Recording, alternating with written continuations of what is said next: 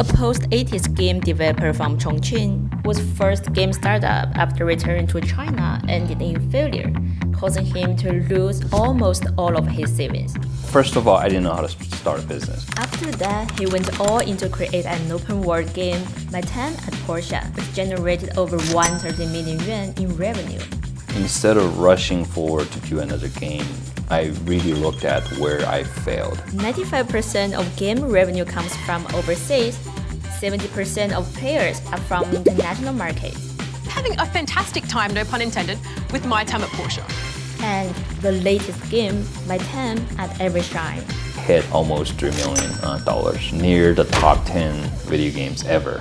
How did he overcome West bias, blend cultures, and create a hit game IP?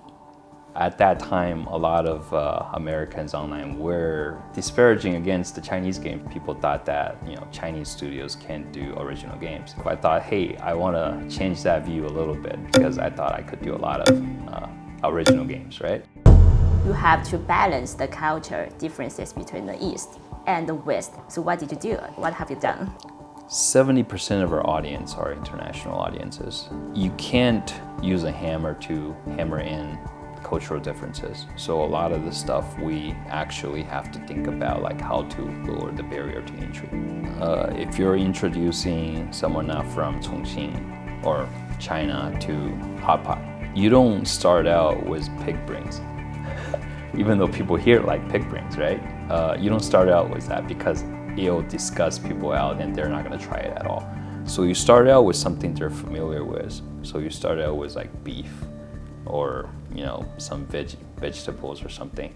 And then when they're familiar with like, oh, this is how you eat hot pot, then you say you want to try something cool. And once you build up the characters, then you can throw in cultural differences. And it doesn't matter at that point because once people accept those characters or the story, they can accept on top of it like whatever cultural differences you put on top of it. Yeah, our normal conversation.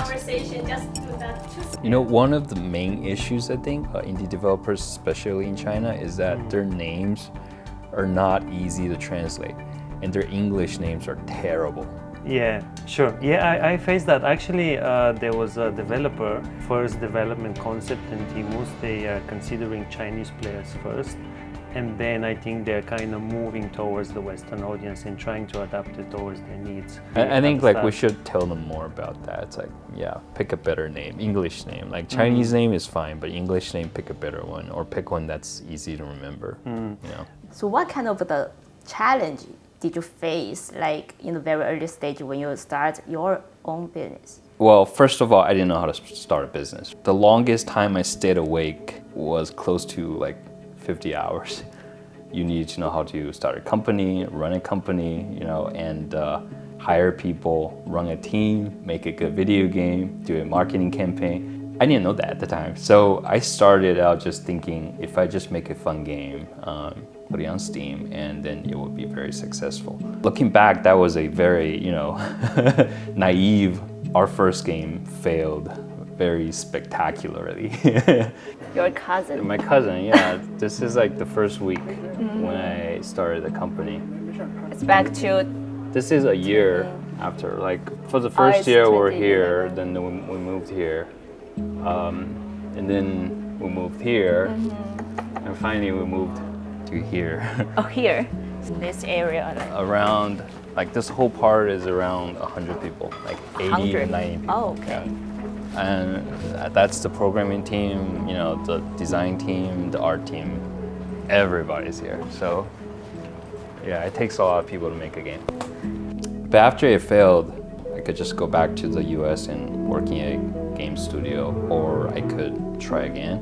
But that probably would be my last time. 国内玩家对就是新手引导主要的提的意见是啥？就是有部分引导不是很清晰，他们都不知道怎么做。这种是很多案，因为我想不，让我说完。我想知道的是一个系统性问题，还是只是某些点没有解释清楚？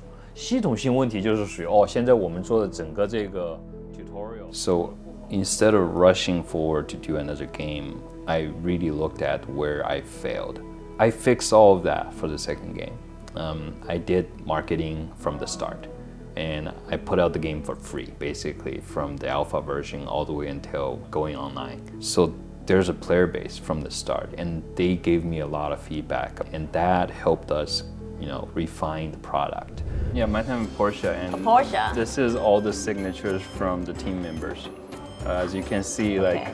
we had 30 some people on this team, and then around 100 on this team. So that's growth from my time in Portia to my time at Sandrock. So are they still here or? Most of them are still here, yeah. Okay. A lot of the people making the third My Time game are still the same people. Actually, as a very new players like me, at the first glance, I just feel like the visuals and the character design do not seem too different from other similar games. So what brings you the confidence to say this game will be successful? When we're making Sandrock, we actually went up to northern China to visit. In Gansu, we visited the Gobi Desert. We talked to a lot of local, people there, and we asked them, it's like, why do you stay here if there's a lot of sandstorms here? We wouldn't be able to write characters very well if we don't know the real story, because we don't know the motivations for those people. And we found out when they said, oh, we want to stay here because we knew people who died here, and we want to make it better so that other people wouldn't die.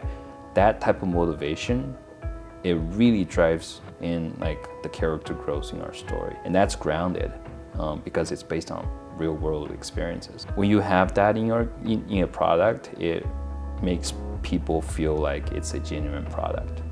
What's your the core concept behind you making your own games?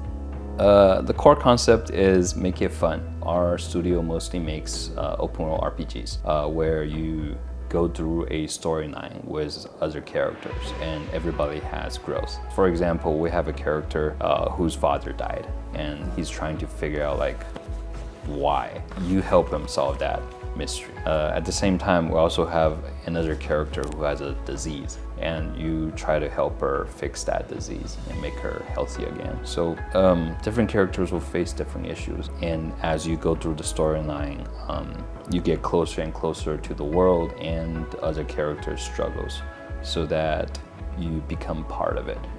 Yeah, there's a lot of dialogue. We haven't worried about the start of the game yet, but So what should I you do? fight them, just beat them up. Which one should I? Which one? This is a focus test. She killed him with one bullet. I don't even know what I did. Why is it so easy? Sorry, we found a bug. I just came to find a bug. Yeah. Do you have any plans or the breakthrough in the future? We expand beyond what we have with the My Time series. So we are making another open world RPG. We just did a Kickstarter for it, and it hit almost $3 million in the Kickstarter campaign, which places it near the top 10 video games ever. Next year, maybe a couple years from now, people will see what it is, and hopefully people will like it. Try to expand your horizons and try to...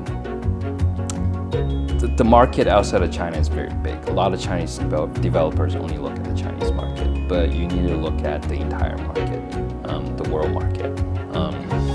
Find something that resonates with other players everywhere, so your product can have a better potential. 犯错的地方就是我们把川麻放到游戏头，然后外国人一下个耍不来。我们不管啷个解释都耍不来。那个麻将你在游戏头接触了的，只有1%的玩家。你个游戏你要讲故事，那么最重要的就是让大家都很有代入感，你听都听得懂，而且晓得我最终目标啥子。最好的就是一开始我就晓得目标啥子，然后你整个过程的推动都是围绕那个目标在一步步进步，在一步步的去实现。